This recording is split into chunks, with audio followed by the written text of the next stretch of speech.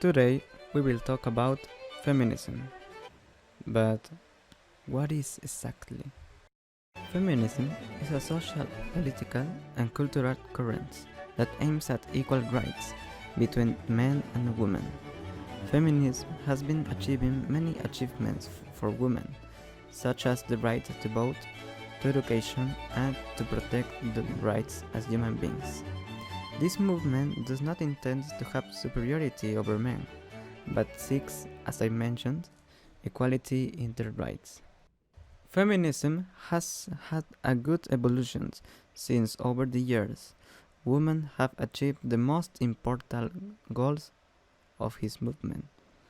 Knowing what feminism is, I will start by briefly explaining its history, that is grouped in three waves. The first wave begins in the 18th century. In the creation of the rights of men and citizens, women were totally excluded for this reason. For this reason, the women started to demand equality between men and women. Olympe de Gouges, author of a chain of rights to men and citizens, baptizing it as the rights of women and citizens. What she did was modify the documents in such a way that she favors men and women alike. Unfortunately, she was guillotined for thinking that way. Other one was Mary Wollstonecraft. She was the author of the Vindication of Women's Rights. She concludes that gender difference occurs because of something cultural, because of education. So what she mainly wants to get to is to equal education between men and women. Feminism stands for many years, but in the 19th centuries, it begins to become even greater, with the arrival of more women who, in this case, were fighting for equal suffrage, as it was believed that it was the most important one. Lucretia Mott, Lucy Stone, Elizabeth Cady Stanton, and Susan B. Anthony were the main ones in this movement that lasted years. At this stage, women start to make stronger measures to have attention, such as hunger strikes, public chains, civil disobedience, etc.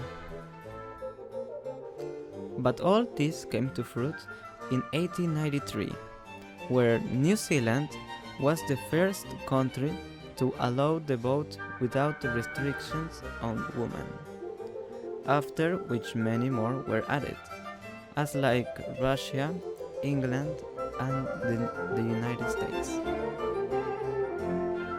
The second wave begins in 1960. It begins in the Second World War, where the women decide to do the work that men had stopped doing by the war, wanting to show them to others that they could do men's work. Although after the war, women were again housewives. Simeon de Beauvoir, author of The Second Sex, and Betty Friedan, with The Mystic of Femininity, were very important authors in this movement. The third wave begins from 1990 to today. Its main objective is awareness on a large scale, thus fixing some failures of the second wave, defending the existence of a great diversity of women determined by social, ethnic, national, or religious issues.